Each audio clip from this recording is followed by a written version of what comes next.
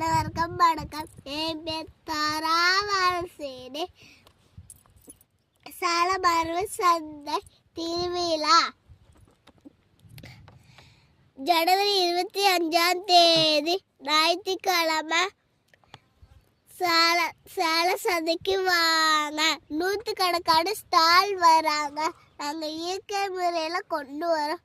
இந்த மாதிரி பிள்ளைங்களை கூட்டிட்டு வாங்க. ஃப்ரூட்ஸ் இது மாதிரி சிறுதானியம் அரிசி இதெல்லாம் இருக்கு. சாப்பிட்டு ஆரோக்கியமாக இருங்க. நன்றி, பாய். வணக்கம். என் பேர் தாராவாரசேனி.